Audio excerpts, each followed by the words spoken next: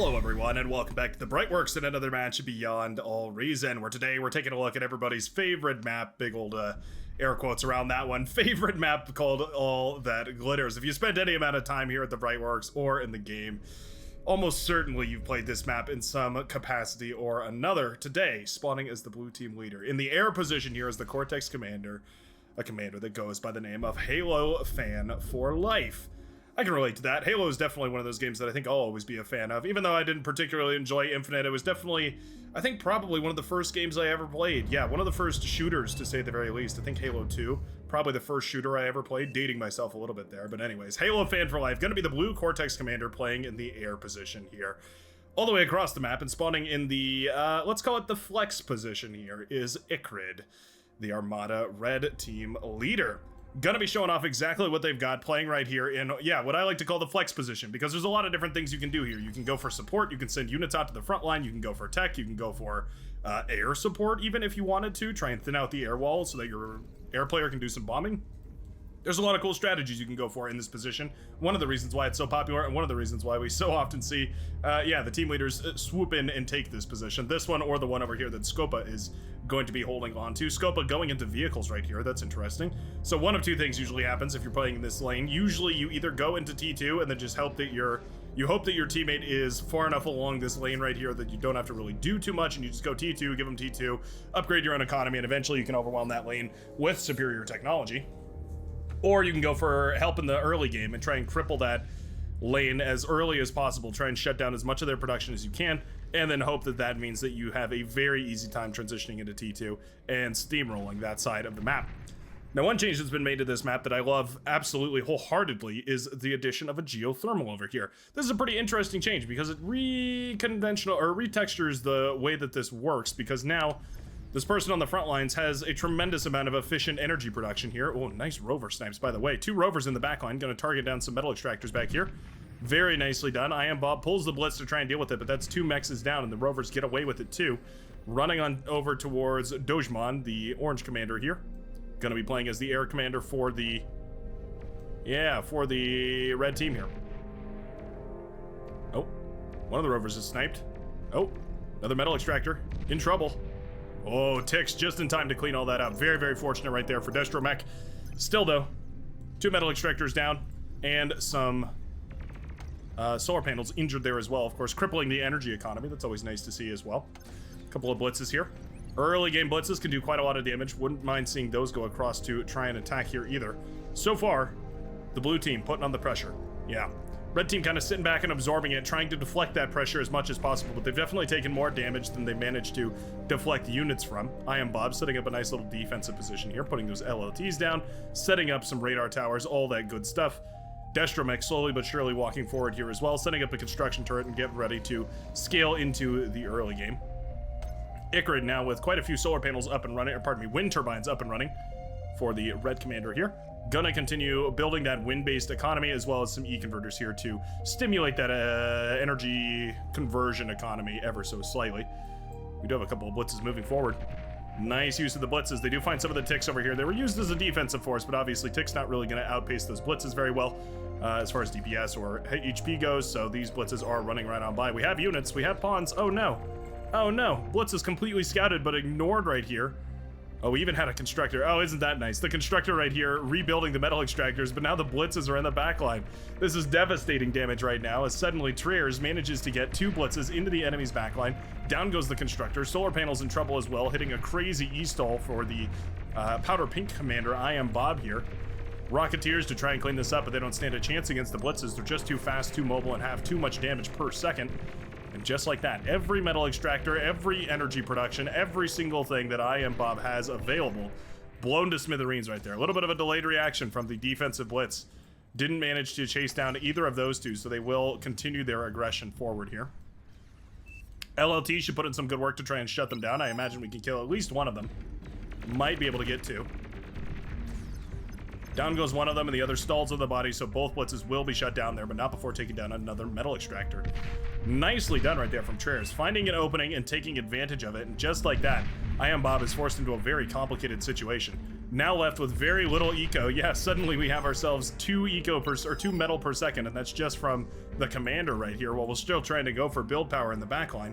This is a disaster. Of course, we can reclaim a lot of this in order to get those metal extractors back up and running, and my bad is trying desperately to help his teammate here, but suffice it to say, this is a beautiful, beautiful run by right there, and a beautiful opening for the blue team. You really couldn't hope for anything better. Trevor's the backline commander over here, so going for the similar strategy to the yellow commander, where we're going for a support role, trying to build an eco and contributing to the front line here, but also taking some of the metal extractors. So I kind of like this. I mean, you're fighting on the front line, you deserve to at least keep control of a few of these metal extractors. Rocketeers blasting down LLTs on the front now. Destromech in a little bit of trouble.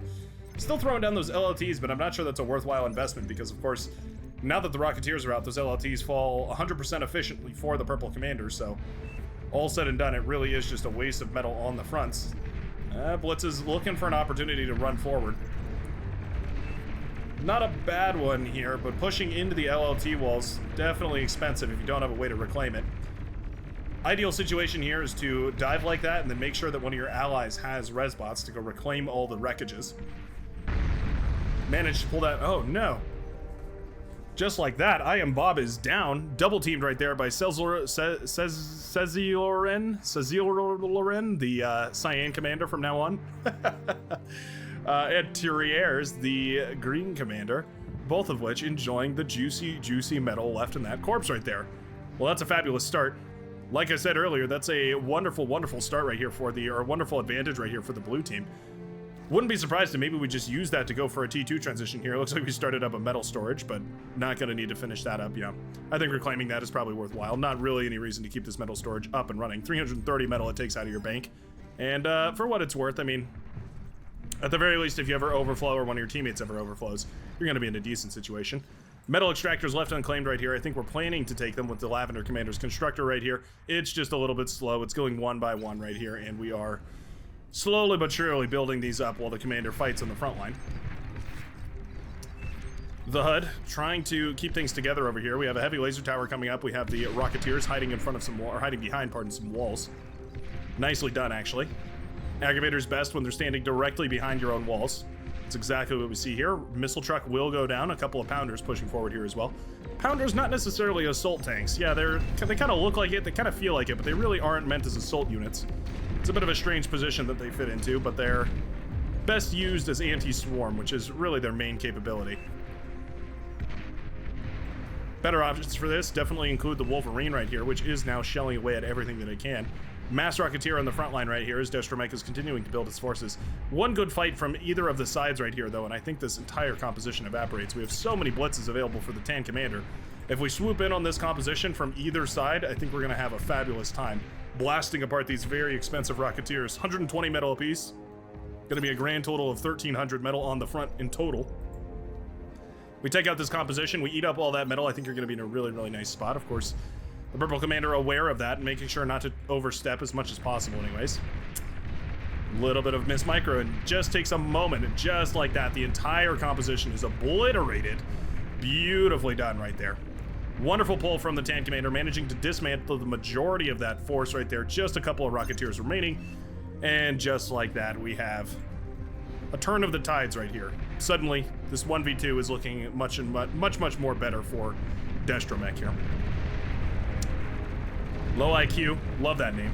Going to be, actually without energy here. Trying to dig on these medium tanks, but doesn't have the energy for it. Oh no, the Purple Commander goes down, damaging Trier's here as well. Destro making a lot of trouble as the medium tanks continue to push forward here. Trier's, we're going in for the hug of death. Destromech trying to bring Trier's down with him. 13, 12, and boom, go both commanders on the front line. What a beautiful series of events right there from the Tan Commander, sacrificing himself and his army to bring down 2 commanders and an entire other army, opening up an opportunity, a golden opportunity right here for My Bad to send the forces forward. The pawns come charging in. Those infantry ready to dash onto whatever opportunity they can find right here. LLTs, metal extractors, not solar panels, radar towers, that's the thing. Nicely done. These pawns have every opportunity in the world right now for a killer run by. If we spread all these pawns out and then send them forward, they could kill probably about 10 metal extractors in total. Looks like the Hot Pink Commander goes down over here as well. Are we sending them in? Oh no. Oh no. A critical APM stall right here from Ah My Bad, who had every opportunity right now to run by basically everybody's metal extractors for the blue team. No such advantage will be taken, and man, that's disappointing. You can see these pawns right here. I mean, imagine they were spread out like this, and you fan them out, and then you sent them forward. Easily, hold on, I want to check right here. Let's say maybe 8 plus 13, about 20 metal extractors. Probably wouldn't kill all of them, but certainly maybe about 10 guaranteed, and a couple more on top of that. It'll be cleaned up. That's unfortunate. Now the question I have is why everybody isn't vying for control of this. Soulstream has tons and tons of forces over here we could dedicate to controlling this. Yeah, it looks like the tank commander is crying for help over here, trying desperately to get somebody to help him reclaim all this. And I think that's well justified. That is easily 3,000 metal. Hold on, if we switch on our superior metal vision. There we go. Yeah, about 4,000 metal just in this wreckage right here. Another 740 over here isn't bad either. Those are the kinds of things you have to start prioritizing when you're getting ready to escalate your level of play. Speaking of level of play, by the way, this lobby is tending towards the lower side. The highest levels are around 30 in here, which I would consider not so much pro level. I think pro level is probably around 40 open skill or so, but 30 is definitely you're starting to understand the game. You're starting to make maneuvers that are more based on your intuition and understanding of the mechanics rather than just gut feelings and that sort of thing. Vorn cloaked right here. There we go. Goes for a D-gun, shutting down some of those medium tanks. I think comfortable enough with the reinforcements here, they're actually going to go for the medium, or go for the D-gun there. Trying to reclaim as much of this as possible. But there you go. Now shooting up to nearly 4,500 metal. Just like that. Battle paused.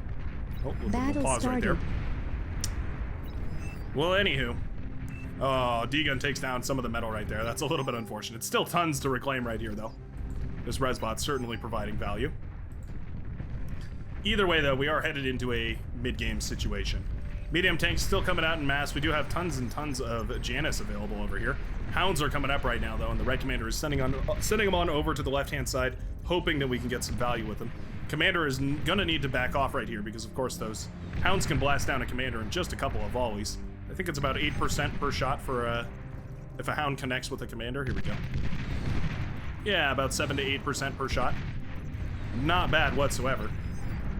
Pawns and ticks in the front here, by the way, providing vision for these Hounds, allowing them to connect quite nicely with these vehicles right here. Overwhelming those Janus that are otherwise so oppressive. Love to see that right now. T2 Lab is up and running right here for the Maroon Commander, or is coming up and running right here for the Maroon Commander. Actually don't quite like that. Yeah, I think this would probably be better suited just pumping metal into the Yellow Commander right here. You can see Scopa completely drained on metal right here. The HUD would do well to just take that metal and put it into this T2 Lab on the front line here. Doesn't that make more sense? T2 Lab that's already up and running rather than putting the almost $3,000 into a brand new lab. You know, 2,900 metal into a brand new T2 Lab. Definitely feels like a little bit of a misplay from the HUD here. Investing the metal in potentially the wrong place. I mean, getting the T2 metal extractors up and running is nice as well. We're still pumping out T1 units though. What on earth? The HUD apparently not satisfied with T2 and instead going to pump out some more of those Rocketeers here. Sheldon, far more powerful, far superior in basically every way to the rocket bot. But I suppose you're comfortable with what you're comfortable with.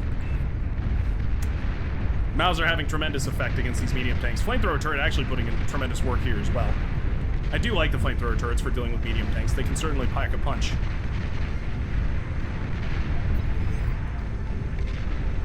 Quakers having a rough time firing at the medium tanks that slip through, but they turn around, reorient themselves, realign their barrels, and get back to it. The blue team taking such advantage of the reclaim fields this game. Feels like they want it more. Feels like sometimes in some games, you can tell one team is just fighting a lot harder for it. And this definitely feels like one such case. Medium tanks clashing with Maces right there. Mace is going to hold the line well enough anyways. I would like to see Centurions. If you're already investing in metal-dense units, you may as well invest in Centurion. We've seen them provide an extremely fortified front line. Their ability to blast down medium tanks is actually quite nice. Commander goes down over here, by the way. That's the orange commander going down as the dust settles. Lightning tanks in the background. Lightning tanks are the counter to ticks here, so tick spam not going to really be able to get too much damage done. Well, pardon me. Just finished up dinner, had a delicious bacon wrapped chicken breast. It was phenomenal. Lightning turret, gonna be enough to shut down the Jaguar tanks. Ironic that, but effective, certainly. Mason's now in the back line. I think these will be cleaned up quite nicely here. I'm gonna shift our view over towards these siege units moving forward here.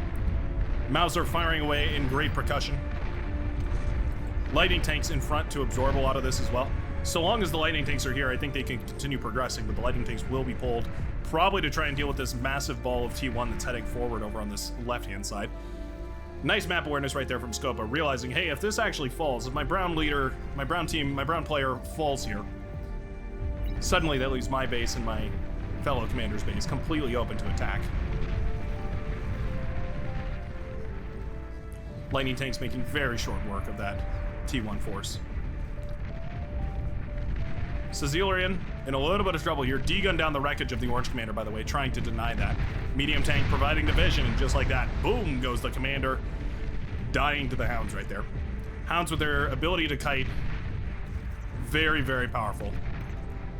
They demand a high APM cost, but if you manage to pay that APM cost and pay it in full, you're rewarded with a unit that is tremendously effective.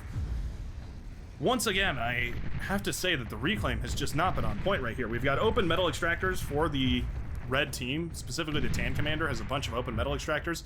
Same over here though. I mean, the hot pink and the light pink commander who've been under attack for a good long while here. The hound's finally pushing all that back, but for a good long while I've had these metal extractors down. There's just so much metal that's not going into the red economy right now, and it's reflected very obviously in the economic sliders up here. I mean, you can see the blue team pulling in about 500, whereas the red is pulling in about 4. Lightning tanks finding an opening.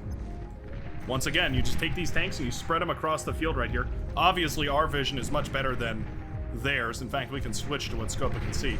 But you can imagine if you spread these tanks out and then you... Hold on, let me pause so I can explain this better.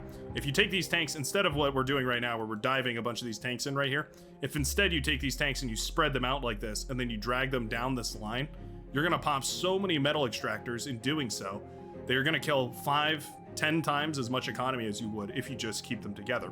Obviously, the trade-off there is that you don't have as much focused firepower, but at this point in the game, you're going up against T1, and this is a run-by, so really what you're looking to do is maximize your damage in the minimum amount of time. Anyway, we'll continue the game. Oh, that's a Tsar shot. We'll turn off the player view. Beautiful connections right there as the Tsar connects in a big way with that entire clump of lightning tanks. Well, I'll be damned. Another great reason, maybe, for why you might be interested in splitting up your lightning tanks. They're not all gonna die to a single Tsar that just got rolled out of the lab right here. That hurts. That definitely hurts right there for the yellow commander who's gonna be forced to rebuild all those very, very precious T2 lightning tanks. Jaguars and anti-air trucks queued up right now. I like the inclusion of the anti-air trucks. Those can oftentimes thwart a bombing run that otherwise would obliterate your team. The blue commander actually prepping for just such the occasion. We do have tons and tons of these Hailstorm heavy strategic bombers, those Cortex T2 bombers. Heavy, an understatement, certainly. They're very, very, well, let's just put it this way. They don't maneuver easily, but they drop a very heavy warhead. So when they do connect, they connect in a big way. Mirroring, I guess you could say, the way that the T1 works as well. The T1 Cortex bomber, quite a bit sturdier and does quite a bit more focused DPS than the Armada counterpart. Armada, though, does get the nuclear bomber, which I guess you could consider a precise strike craft. What on earth happened here? Commander dying to an agitator. All right, well, we'll take it. This one has the chevron, so I'm guessing that's the one they got the kill, but all right. The Maroon Commander going down right there to an agitator firing away. Very easy to avoid an agitator. You simply back up a little bit. Strange to see that having such an effect. Juno missile connecting over here as well. That's quite nice. Denying any radar and radar jammer bots or vehicles that might be up and available. I think at this point it's time that we just hand over build power to the Maroon Commander. Allow them to contribute to this T2 production up on the front lines. Shuriken are pulled. Lightning tanks have already been destroyed though, and this composition does include hounds. Light anti-air tower here as well. You know what? The Shurikens really didn't manage to stun as much of this as they probably were hoping to. Just like that. The rebound. Massive T1 push over here. Some nice Arbiter connections right there. Not much AoE on those missiles, but there is a little bit, so they can do nicely against clumped up groups of units. These T1 are being dismantled. Pitbull turret having the time of its life, blasting away at a lot of this T1 trash. Thugs being pulled apart at the seams. Rocketeers now sacrificed to the meat grinder. Finally, the Tsar decides to get involved over here. Looks like we're setting the bombing wave forward. We have the bombers moving out right now. Fighters are clashing right now. It's T1 versus T2 though. And those T2 fighters are shredding the incoming T1 air fighters. Tsar firing away at the low ground forces here, and the bombers, gonna skip over the base of the tank commander and instead make their way directly into the orange commander's base. They're going for the kill shot here. Just like that, bombs start connecting. The build power pops. The fusions are the next target. Boom, down they go. The E-converter pops as well. And just like that, tons and tons of bombers falling out of the sky, but enough of them connect to make a huge difference. Ikrit now in trouble. Well, that fusion reactor's down to 21 and 30% right there. Lightning tanks coming in as well. A nice coordinated attack from the blue team. Beautifully done right here. I mean, this is a game ender now. This certainly is game-ending levels of damage. Lightning tank? Lightning tank manages to pop the E-converters as well. So frustrating for Ikrit to have to rebuild from this point. You know what? Lightning tank's not quite done yet either. It's running away at this point, and the Hounds are firing forward. Ikrit calls a resign though. Hounds can target down that laboratory, that APHIS. They should be able to get it 6%. Oh, 2%. One more shot. Oh no, it's not prioritizing the right one. 2% remaining on this advanced fusion reactor. I think one more shot would have killed it, but the Hound fired at the wrong one. And so it will just barely be deflected in time. Banishers now firing away to try and deflect as much of this as possible too. Love the Banishers actually. They are really, really nice. They're sort of, I would compare them to a sharpshooter in the way that they function. They fire a big single heavy burst of damage pretty accurately. Yeah, very nice indeed. What have we got going on over here? Is that? It's multiple T1 air labs pumping out T1 construction. Are we going for some sort of Nostradamus? We've got a jammer. Oh, I know what this is. I think we're going for an early Ragnarok. Yeah, I bet that's what that is. Selection going for an early Ragnarok here. I'm almost certain of it. We put the radar down so that the T1 aircraft aren't scouted by any sort of radar. And we're going to set up some preliminary anti-air defenses here as well. Yeah, I have a feeling that's exactly what we're going to see right here from the Seafoam Green Commander. Very greedy. Very, very greedy investment, because obviously if that's scouted and the air player manages to put all their fighters on top of your air constructors, you lose your entire bundle. There it is. Yeah, the Ragnarok coming up and running right here. Getting ready to start figuring out how to end this game.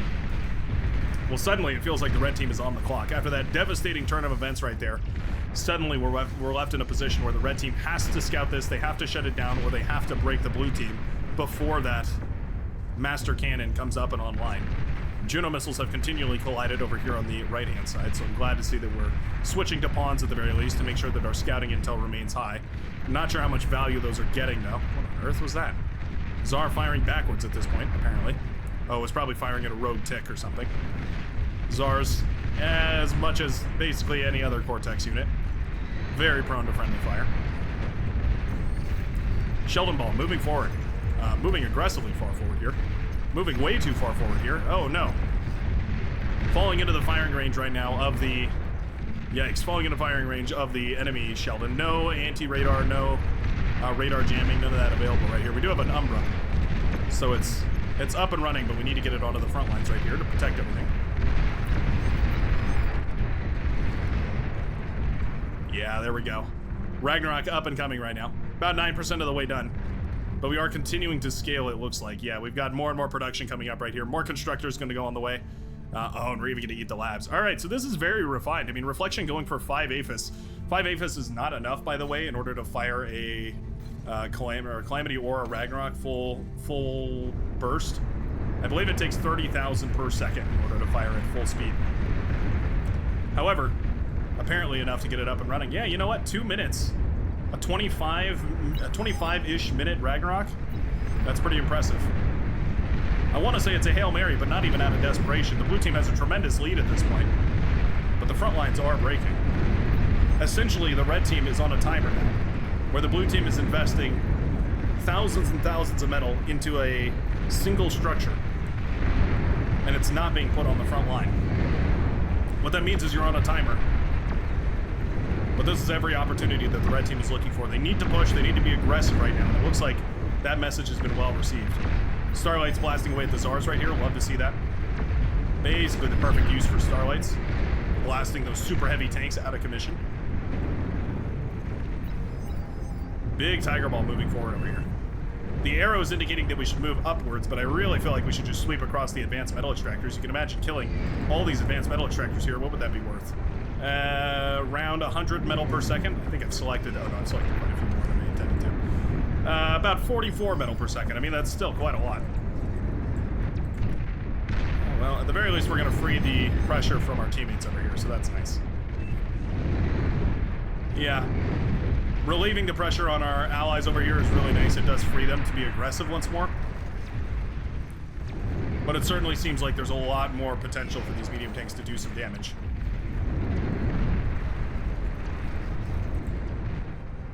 Wow, we're already over halfway there. Almost 70% of the way through with the wall cannon right now. How many air constructors is this? I'm curious. Definitely going to be imitating this build. It's about 117 constructors. Apparently enough to throw up a Ragnarok in 2 minutes. That is wild. Putting a build turret down. Not sure exactly why. The extra 200 build power apparently going to make the difference here. We're even dismantling parts of the base. Wow. This is an all-in. This is an all-in here from Reflection. Looking to end the game with this one single structure. But for what it's worth, if you can do it, it'll be well worth it. Ragnarok now 90% of the way complete. Red team, do they have any scouting of it? Oh, no scouting whatsoever. They have the radar, but the anti-radar is providing the coverage so that they can't actually detect. Yeah, can't actually detect all those T1 constructors. What a brilliant, brilliant move right here from Reflection. I love a good focused build order like that. Went exactly to the number of APHIS that they knew that they needed, decided to put it all into a single structure, gambled it all on a single thing, and it wasn't scouted. And so just like that, the Ragnarok starts firing into the bases. Says Lorien, the Cyan commander says, Reflection, give that wall cannon to Triers. Saying that because there's more aphises over here. Essentially, that's the idea. Whoever has the most aphises is going to be best suited to control the wall cannon. There we go. It will be handed over here. I think that's a wise move. The red team needs to do something. The orange commander is suffering immensely. You can see. Losing most of the base over here. Certainly all of the production. Wall cannon continues firing away. Resounding gunfire as that Omega cannon churns out bullets per second. Firing deep into the bases in the backline over there. You can see the yellow base exploding in the far background. A little bit of an APM stall here from the green commander, but there we go. Now firing once more. Boy, if that is a cinematic shot. Oh, all right, hold on. There we are. Firing off into the distance. Beautiful, isn't it? Let's take a look at the damage. Maroon commander's base now in shambles here. The yellow commander's base also in shambles. Another resign vote called from Ikrid, who says 25-minute Ragnarok is crazy. And I agree, that's definitely an insane timing on a Ragnarok. Very, very powerful. Impressive to do that. But I will say, a single bombing run would probably solve this. We have 2 anti-air towers over here. Virtually no fighters. We have a couple of fighters from the blue commander, but basically no fighters. At this point in the game, I can't help but wonder why the air player isn't doing something about this. I mean, I suppose I know why, and it's because they've been shot at first, so knocking out their production, making sure that they don't have the bombers to take it out is a smart move. Was that intentional from Triers, or from Reflection, whoever shot at that? Was it an accidental genius maneuver? I'm not sure, but it worked out phenomenally because now these fighters are throwing their lives away. Fighting T2. And down they go. Just like that. All of the orange fighters go down. A couple of the blue fighters remain intact. In fact, I think only a single blue fighter remains intact. And the aggression was not... Oh. Beautiful move. Wait. The HUD. The HUD with every opportunity to shut this down. Oh, no. No air scouting here. No scouting whatsoever means they can't see the... they can't see the Ragnarok. We have the exact perfect solution. The Arbiters would be more than capable of firing up onto this hillside and blowing apart this Ragnarok. Not enough build power available to shut it down. Oh, this is so tragic. Advanced shield thermal pops over here. That's quite nice. Oh, what are we doing? We're using the Arbiters in such a unfortunate way. Now they're gonna be facing Azar head on. Lovely. Lovely stuff. That was about 10 Arbiters. They certainly could have blasted this Ragnarok down in 2 or 3 volleys. What a tremendous clutch of the defeat from the jaws of victory right there. Yellow base now in shambles. And I think we're all well aware of exactly where this game is headed. Starlight's blasting apart this Thor as much as possible, the Razorback as well. Everything's falling.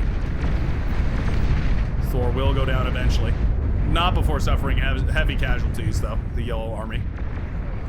I still can't believe those Arbiters didn't fire at the Ragnarok up there. That is so unfortunate. T1 aircraft reclaiming from this battlefield. Each of these T1 aircraft costing 115 metal apiece and reclaiming about 30 metal per second, pardon me, when they're reclaiming. What that says to me is they need only reclaim for about for about 3 seconds or so before they've repaid themselves. Therefore making this a very worthwhile investment. You can see how long they reclaim these fat boys for. I like it quite a lot. When otherwise Resbots would fail to do the trick, I think the investment into T1 aircraft to reclaim the battlefield makes a lot of sense. We've gone for a Brood over here. I think it's a wise move. The Pink Commander is certainly going to be happy about that, even though we're still receiving a barrage of hail from the LRPC chain gun over there. We'll kick this into high gear. The Yellow Commander no longer willing to move forward, doesn't have the forces for it. The Red Commander continuously spamming resign votes here. Trying to rebuild in the background, but it's just too slow. The tick spam, the bull spam, the build power, the E-converters, all of it. It's all coming up one after another, but with that Ragnarok continually firing away, there's just only so much you can do. I think this game is heading towards its very end. The red team now commanding a mighty 400 metal per second. The blue team commanding an impressive 1.4-ish thousand. Certainly sufficient to start spamming T3. Thors and Razorbacks moving forward here. We are using the EMP missiles. Love to see that, though. D-gun from the commander over here. Blast down one of the Razorbacks, but the Thors will continue moving forward. Pulsar's not going to care all too much against a Ragnarok, obviously. The mother of all static defense, the Ragnarok, not necessarily going to cower much behind or in the face of a meager Pulsar. Thor's looking quite healthy and moving quite far. Capable of firing a full 360 degrees while on the move, too, which is impressive. EMP missile connects with the Aphis over here. That's quite nice.